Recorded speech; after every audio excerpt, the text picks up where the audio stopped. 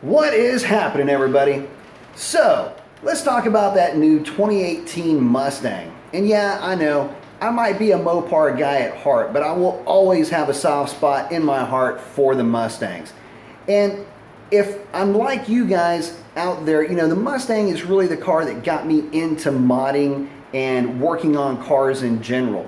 The Mustang was a perfect tool to teach a young yours truly how to tune, to learn engine mathematics, how to put together an engine combination, learn how to fix things when you break them and blow them up.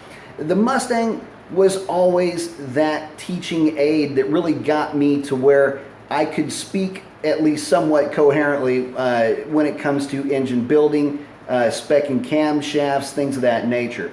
I spent a whole lot of time with those cars, and I still love them to this day. Just because I don't have one in the garage doesn't mean there may not be one in the garage one day again. So anyway, with that out of the way, let's talk about that 2018 Mustang.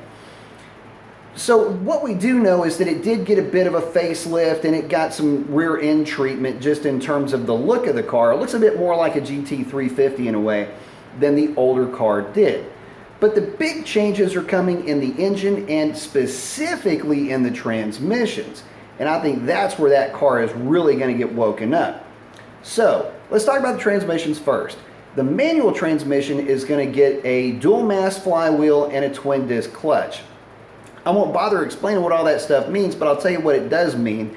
It means that you will have an engine that will rev more freely, and you'll have a clutch setup that will be able to take more power, and it'll also be easier to actuate. Basically, it's a lot of positives, and if you guys are looking for a pony car with a 6-speed, this is going to be the one to get, I can assure you. Now, if you're looking for one with an automatic, the Mustang is now going to come with the 10-speed. And I was a bit critical of the Mustang with the automatic before, just because the 5-liter, by its nature, it's just not a large engine compared to the other V8s that are available, and it didn't seem to have as much torque. And with that being hampered by a 6-speed automatic, it just made it feel even a bit more sluggish than I felt like it should have. Well, now with the 10-speed, any excuse for that thing feeling sluggish is out the door. You'll have more aggressive lower gears, and you'll still be able to retain the highway gears up top. Basically, you'll have overdrive, underdrive, everything you'll need to get that car moving quickly. I have a feeling that thing's going to be putting a hurting on a few guys here pretty soon. So I can't wait to see what that 10-speed's like to drive. The big difference, though, also comes in the engine. Ford is going to be going from a rail injection only to a combo of rail and direct injection. It's a direction that they've gone with the EcoBoost V6, and one of the reasons for the rail injection is to try to mitigate some of the valve coating that takes place with some direct injection systems.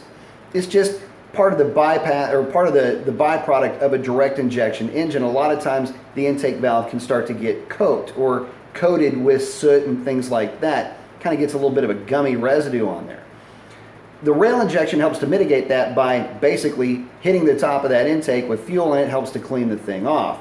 It also allows you to go with a bit higher compression ratio, and they are talking about a bump in power for that car. Now, they haven't released any numbers yet, but I can only imagine that it's probably going to be somewhere near what that Camaro is pushing out now. So, all that being said, what are your thoughts? What do you think about that new Mustang? Although I may not be in the market for one, I can sure as hell tell you this. I'm looking forward to seeing those things run down the track. Like I say, I will always have a soft spot in my heart for Mustangs, and whenever I see one doing really well at the track, it kind of gives me a little bit of a grin. Unless I'm running them and they beat me, and then I'm pissed.